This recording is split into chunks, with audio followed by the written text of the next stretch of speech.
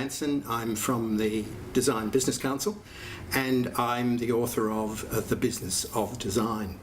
This is a book that is all about the Australian design industry and the practice of design within the industry. It has 6 chapters. The first chapter is the graphic design industry in Australia. In this, we've put together a lot of facts and figures about the industry. So we take a look at the size of studios across the country, where they're located, the types of work that's being done in different studios. I set up here a typical design studio that is then used as an example throughout, and this is based on the research that we've done, but it's also what I understand from mentoring and talking to design studios. So we go through all the things that are needed to set up a design business. We look at a few different models that have been used by people across the country. We look at hourly rates and salaries. We then do an international comparison on those.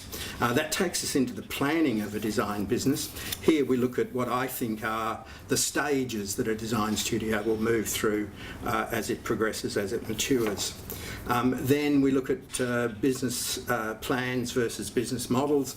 The idea is that I think you start with a business model, work out what the model is, and then do your plan. So we talk a lot about this business model canvas throughout the book. We give an example here of how it would work for eco-design, this studio that we've set up as an example. We look at value propositions and client segments, which are 2 parts of that business model canvas. We look at client relationships, which are the things that link those 2 together. We then take a look at the forces that are driving change within the industry and talk about how they're affecting design in this country, and then what you can do about it, and the eco-design examples show that. Then we take a look at the critical success factors that are needed to run a successful design studio, and we look at the industry factors that are out there that we think would show that you're running a successful studio, and we show how that will work with eco-design. We then look at the internal factors and illustrate it with eco-design as well. I think one way to distinguish one studio from another is for each studio to establish its own values, mission, vision and purpose. So we go through all of these and explain them and show then how eco-design would write those. We then illustrate how those would lead through a SWOT analysis to the development of strategy, into some tactics, and then finally KPIs. We take a look at a SWOT analysis for a design studio and explain how to do that just specifically for a design studio. We move into strategic positioning, which is based on some work done by Michael Porter, and I've adapted it to show how these 6 principles would work in a design studio, and again illustrated it with eco-design. We talk about valuing design, which I think is the core of this book. So here we look at what the real cost of running a studio is. We do that by examining a P&L. We then look at how that moves into a set of budgets. And then finally, we start to look at how to work out an hourly rate based on some formulas that have proven true for me over the years. We then look at productivity and time management. We look at how you consider salaries in relation to productivity, and a little calculation there to make sure that you are paying a salary appropriate to the productivity.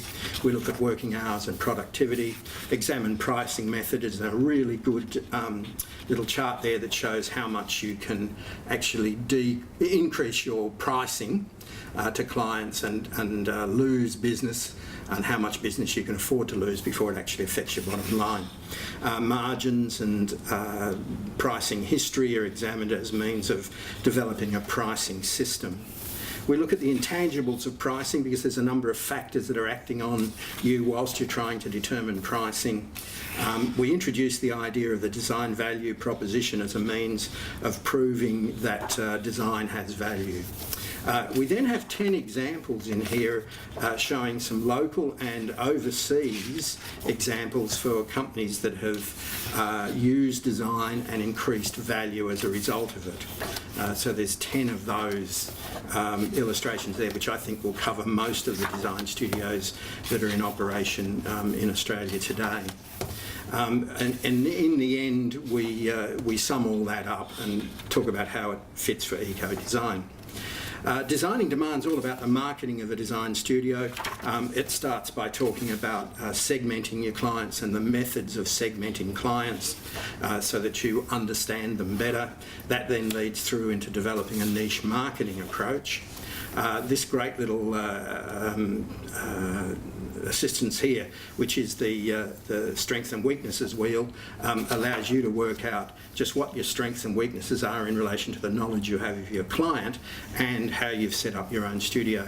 We then show how you would analyse those results and how they will then lead to a set of tactics and finally some KPIs.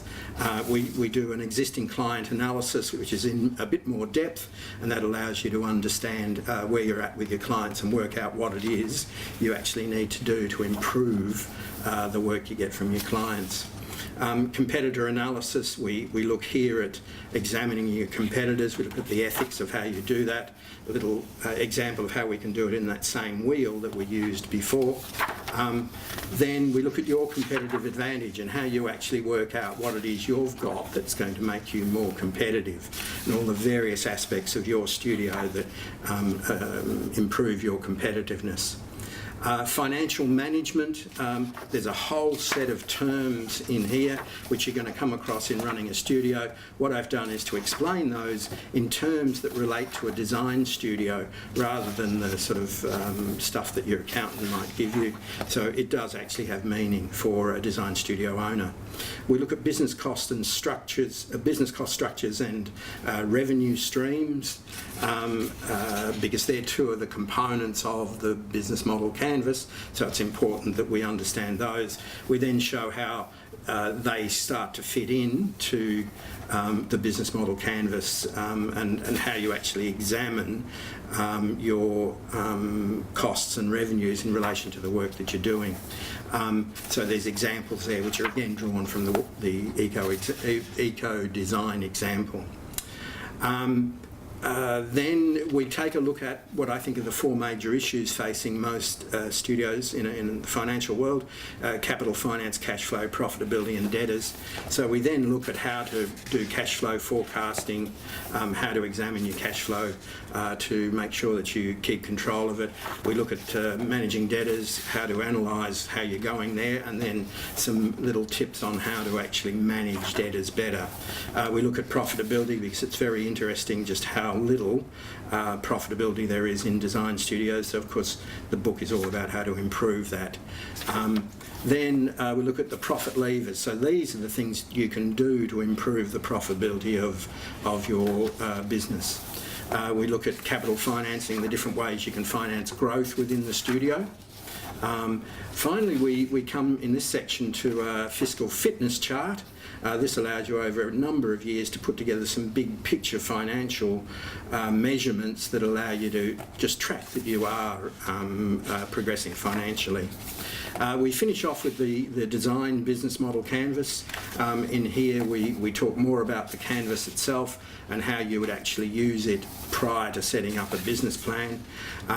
We use the eco-design example again, and we start to pull it apart and explain each component of the canvas in relation to eco-design, which then I believe you can translate across to your own business and prepare your own business model canvas. At the end of it, we look at how eco-design is going to go about shifting the direction of its studio to become more strategic, and that's through the use of a design value proposition, and we then look at how they've done that. We go through their strategic positioning and their strategy and tactics so that we get to see exactly how they're going to improve their business. And that takes us through to the end of the book. Now the book's available on www.designbusinesscouncil.com. You can see more about the book there, and you can also order a copy of it. Thank you very much.